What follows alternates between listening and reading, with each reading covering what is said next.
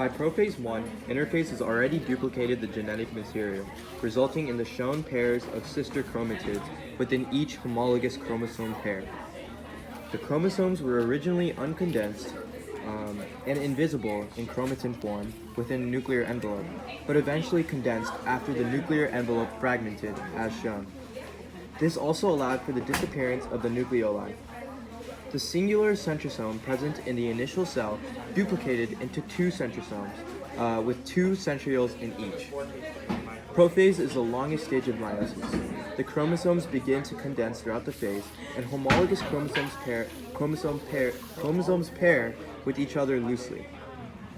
Then, crossing over occurs where DNA molecules of sister chromatids break and rejoin to other chromatids, forming chromatids with different sequences.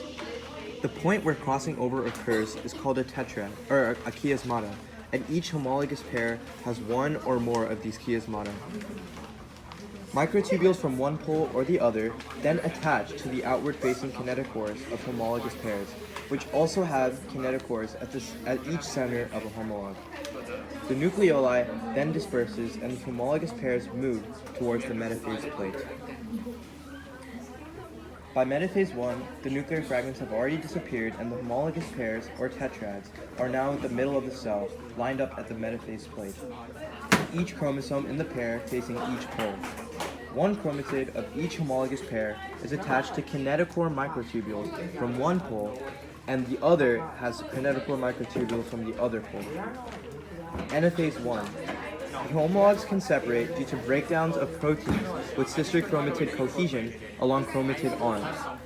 The homologs then move towards opposite poles, guided by the spindle apparatus.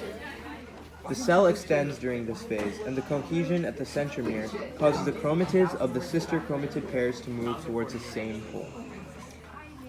Telophase 1 and cytokinesis.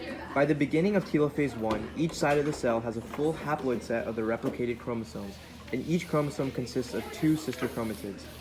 While telophase takes place, cytokinesis, the division of the cytoplasm, also occurs simultaneously in animal cells like this. Cytokinesis first forms a cleavage furrow that pinches the cell in half. In cytokinesis in plants, a cell plate forms to separate the cytoplasm. This process forms two haploid daughter cells, after which no chromosome duplication takes place between the stages meiosis 1 and meiosis 2. Prophase 2. In prophase 2, the spindle apparatus reforms. And in late prophase 2, the chromosomes move towards the metaphase 2 plate in the center of the cell.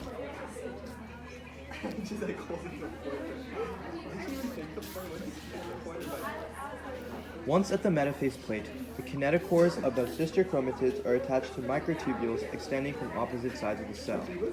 In metaphase 2, they are lined up at the metaphase plate. Due to crossing over during meiosis 1, the sister chromatids of each chromosome are already not genetically identical. Anaphase 2.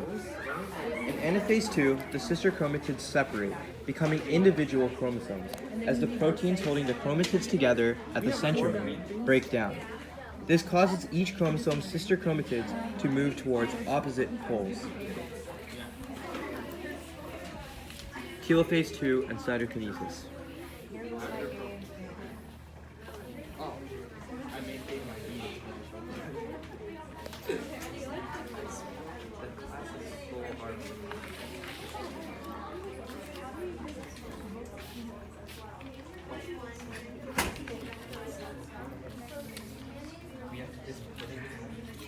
In telophase 2, the nuclear fragment reforms around the separated chromosomes. As cytokinesis occurs, the nuclei of each haploid daughter cell forms, and the chromosomes begin decondensing. By this meiotic division, 4 haploid daughter cells are formed, each of which is genetically distinct. This process forms the gametes of animals, either sperm or egg cells. The spores, or it forms the spores of sporophyte plants by introducing genetic variability and splitting the number of chromosomes in each cell.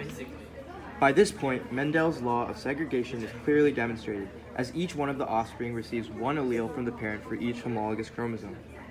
Mendel's law of independent assortment is also shown, as the genetic material has been split up